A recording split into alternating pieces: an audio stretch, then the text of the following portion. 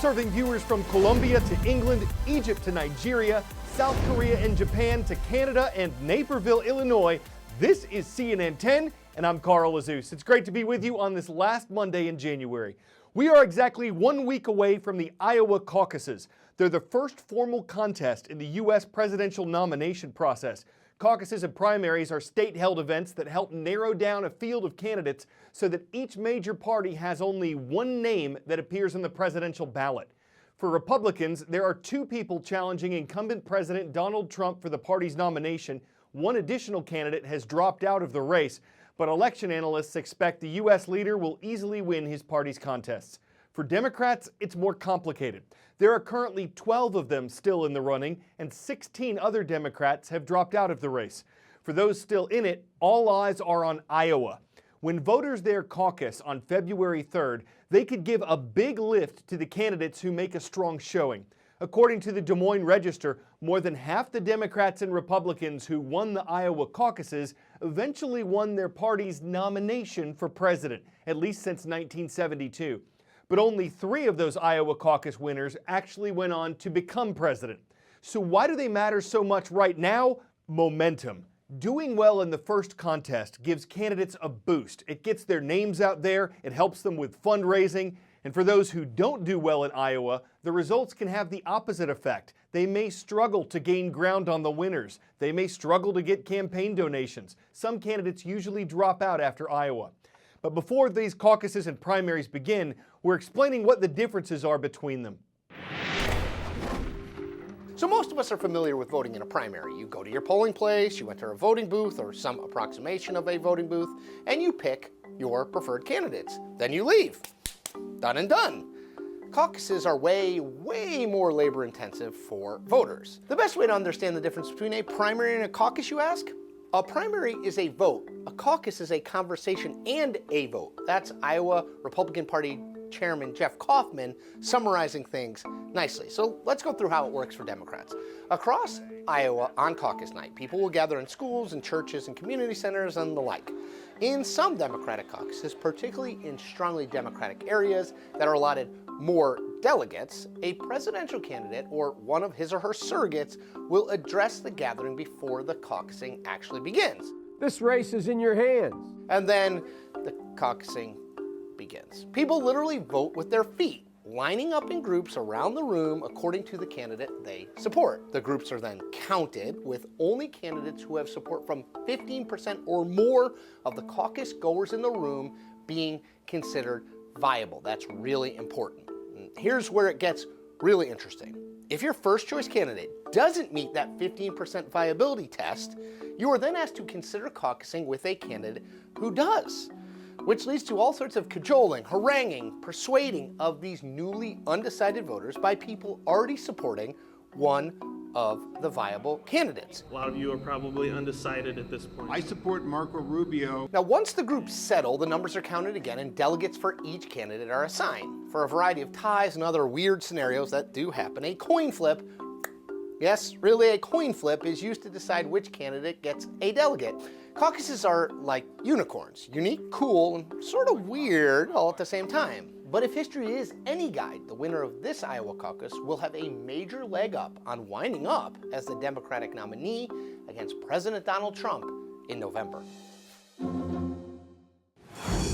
Family members, friends, and fans are mourning the death of basketball great Kobe Bryant. Early reports indicated he was among 9 people, including one of his daughters, who were killed in a helicopter crash yesterday in Calabasas, California. It's about 30 miles west of Los Angeles, where Bryant spent his professional career helping the LA Lakers win 5 championships.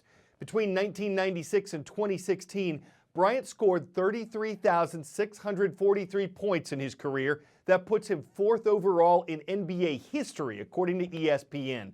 World leaders, from President Trump to Israeli Prime Minister Benjamin Netanyahu, extended their condolences yesterday. Bryant was 41 years old at the time of the crash. Because it's still under investigation, details continued to come out after we produced this show. You can find the latest on Bryant, his career, and the accident at CNN.com. 10-second trivia.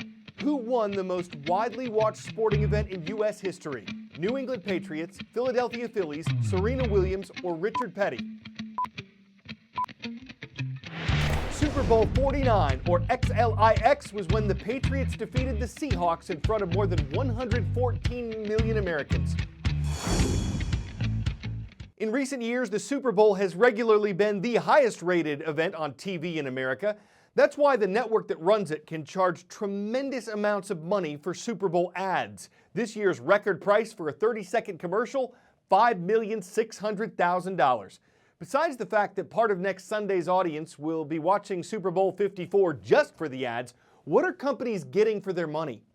Why would a company like Coca-Cola, that everybody already knows, spend millions of dollars to remind you that they still exist?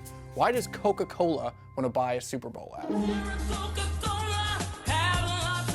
To answer this question, we brought in a smart person who gets paid to get inside your head.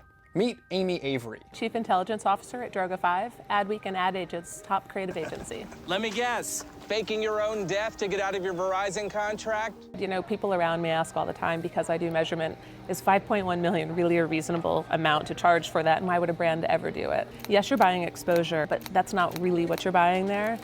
You're buying access into conversation, you're buying access into a memorable experience, you're triggering emotion. Oh, man. For some big purchases like a car, you might research it, give it a lot of thought, and that's where the details of an ad you saw about an APR deal might kick in. It's 0% financing for 60 months. But for most of the things that you buy every day, you don't really think about why you're doing it. It's that brief moment before you grab a product off the shelf that those countless ads you've seen over and over and over again take effect. Should you go with the cheaper brand you've never heard of, or the more expensive brand you saw on TV?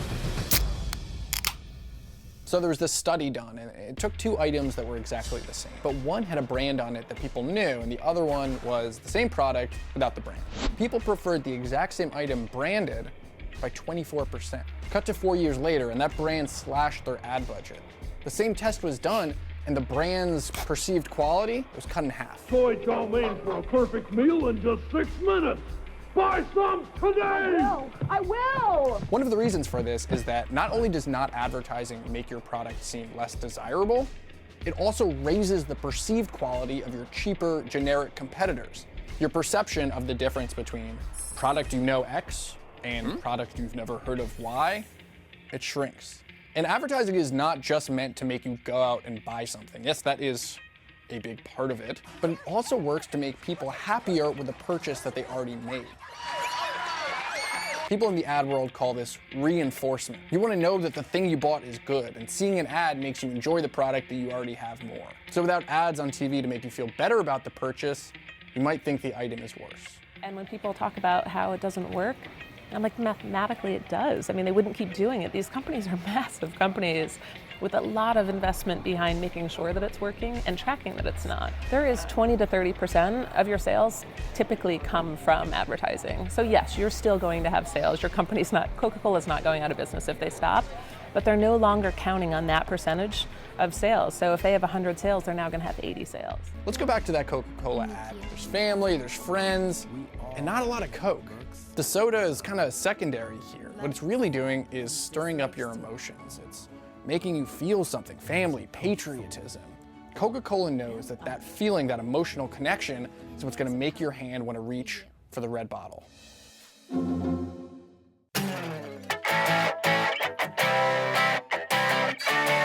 For 10 out of 10, we wouldn't exactly call this underwater creature a land shark, but it definitely looks like it could get around on solid ground. Scientists recently found 4 new species of what are called walking sharks. They use their fins to climb around seagrass and shallow reefs while they're on the hunt for small fish. So thankfully, they're not dangerous to humans. But if a great white ever decides to imitate one and you've got a cut on your ankle, you'll need ample time to ramble to reach the upper beach, to sash away from waves while waving adieu to what's chasing you in hopes you'll have the locomotion to propel you from the ocean. You canter meander reefs when what's walking your way has teeths. That's a cold-blooded conclusion to CNN 10. We hope you'll take it all in stride. We want to thank Trickham Middle School for taking a 10-minute bite out of their day. They're watching from Lilburn, Georgia. Please keep subscribing and commenting at youtube.com/CNN10 for your chance to be mentioned on our show. I'm Carl Azus.